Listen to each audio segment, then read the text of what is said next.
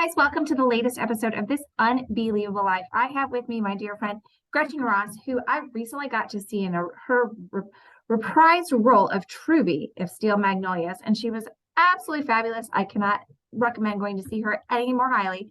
But she's going to be talking about the theater arts today. And Gretchen, go ahead and just take it from the top.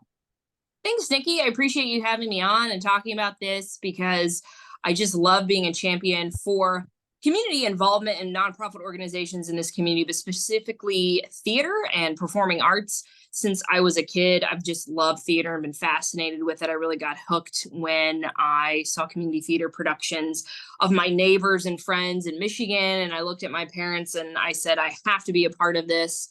And I've led them on a crazy ride ever since. And I grew up dancing and playing the violin. So the arts are very much important to me. And I think that not only do they help us as people and as leaders, but they help us from the time we were children in school with so much in the classroom. Being a part of theater just really helps leadership and public speaking. And to me, it's a team sport. Unless you're doing a one-person show, and even then you need all the tech people, it is definitely a team sport. And for people that just maybe think of theater as mostly actors or singers or dancers on stage in a musical or a play, there's so much more than that. There's all the people involved on the technical side, the stage managers, the crew, the director, costume, sound, and lighting all just make a play come together. And also in terms of keeping the doors of theaters open from a nonprofit's perspective, people that serve on the board and are volunteers. We've seen a lot of theaters, nonprofit theaters and communities all across the country really take a hit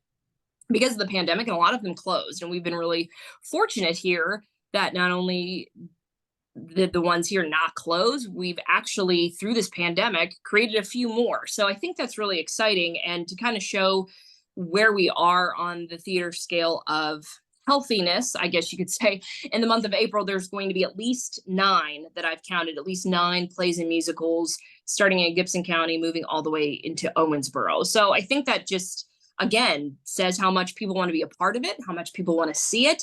And these are plays that involve children all the way up to senior citizens that are funny. They're comedies, they're dramas, they're musicals, they're based on famous novels that we've read growing up, in English class and in high school. So they're very diverse and they can really fit whatever anybody wants to kind of see or experience, or maybe learn and grow, or maybe it's something they've seen before, but it's got new people in it, so they want to see something else. So I just think that's really exciting to move forward in the theater arts community. And it was interesting, a couple of months ago, I saw someone on Facebook write that there's really not, strong theater around here, and they don't really know of anything, and they need to go to Bloomington to catch it. And I usually don't comment, but I had to comment. I had to educate this person. I was like, no, there's really like all these companies, and I listed them all, and I was like, they're doing well. You should really check them out.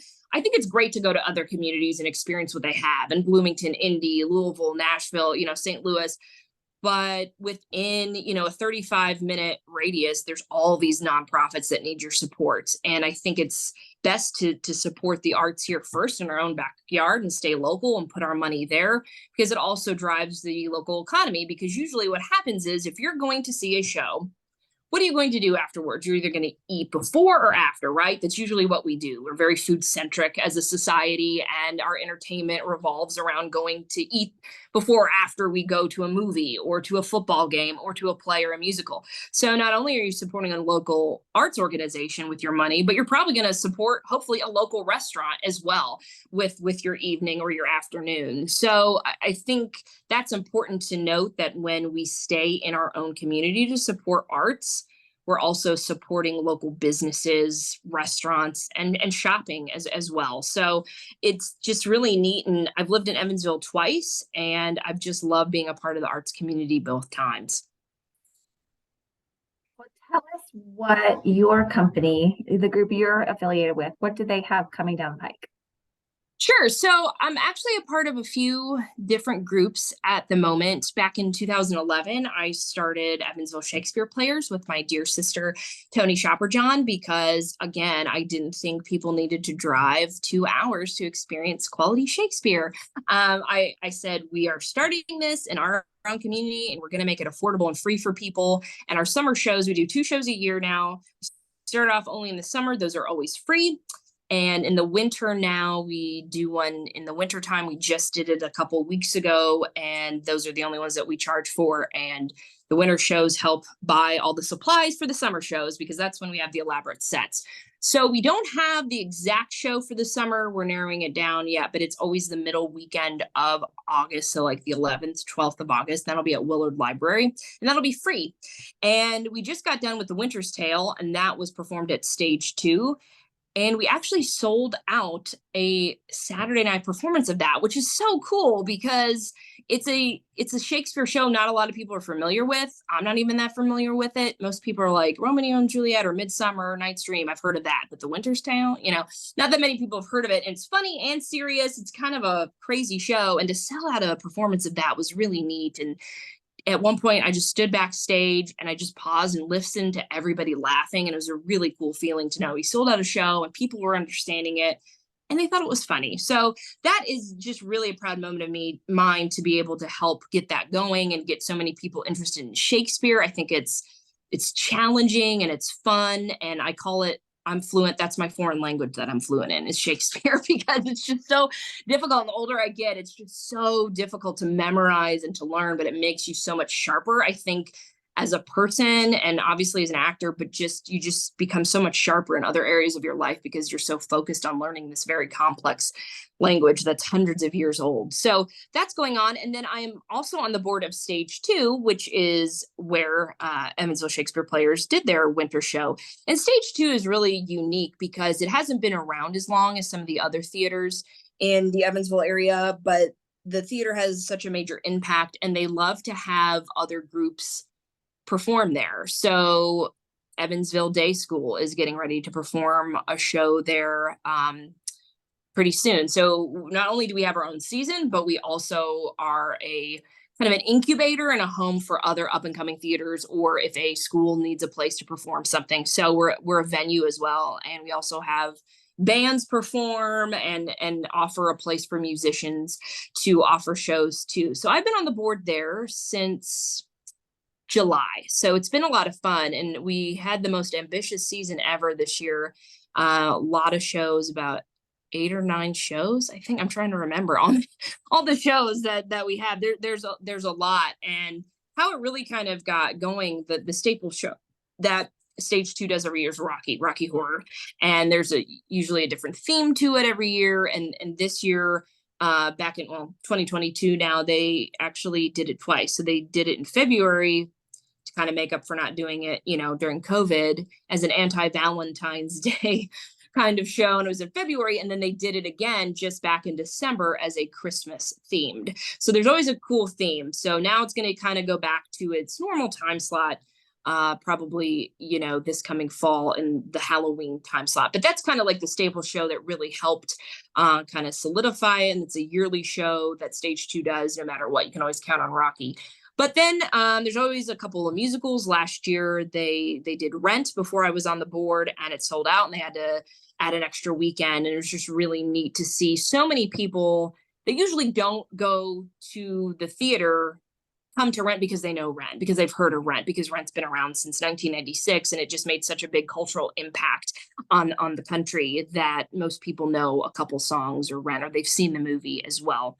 And what else is really unique about Stage 2, which is really fun, is we are a home for playwrights and aspiring playwrights. And we offer a playwriting workshop at least once a year for local playwrights to take some classes with a professor at USI, and who's a playwright herself.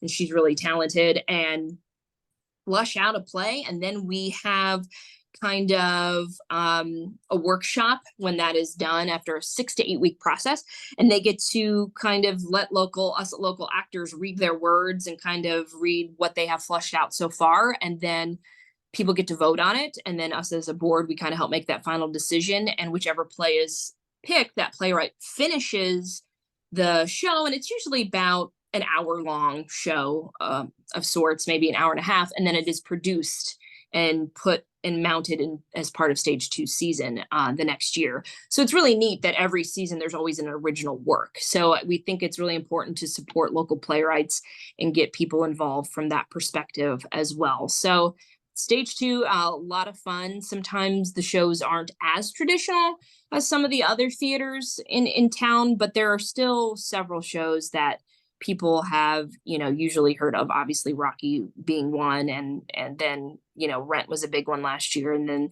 we're getting ready to do Avenue Q. It was a Tony Award winning musical back in 2004, 2005. We call it Adult Puppets, Adult Sesame Street, because it involves puppets, but it's a lot more racy than Sesame Street. But again, this is something different that most actors don't work with puppets or learn how to use puppets, and now they're getting to through this experience. So it's really neat. And then in the fall, another big book rather, and turn movie that people probably heard of. We start off the season with Misery, which is a very famous novel by Stephen King, which was a movie with James Caan and Kathy Bates in the late 80s, early 90s that most people are very familiar with. And that show did very well too. So we try to do things that are a little different, but also things that people have heard of as well. So it's kind of a mix. We haven't announced, we know what our season's going to be starting, in the fall into 2024. We haven't announced it yet. We will be soon, but I think it's going to be a lot of fun. And I think there's going to be some shows and musicals that people recognize, and a few new ones that I think people will be like, let me check that out. That sounds like fun. That's not always maybe the same thing that has been produced year after year. So my next question would be, for something like that, do they offer season passes, or do you buy your tickets show to show? You can do both. You can buy season passes, or you can buy them show to show. And that kind of works that way with all the, theaters around, and some even, halfway through a season, maybe you've never been to a show at Stage Two or any of the other ones. So you might want to go to one or two to check it out before you commit to a whole season. And then, after that, well, I'd like to go to the remaining 3 or 4 shows. And then you can kind of talk to the artistic director or the board about how maybe to get a bundle from that after that. But yes, season tickets are definitely encouraged. All awesome. And I think it just sounds like such a wonderful incubation group for people that are aspiring to just be creative, whether that's performing or writing,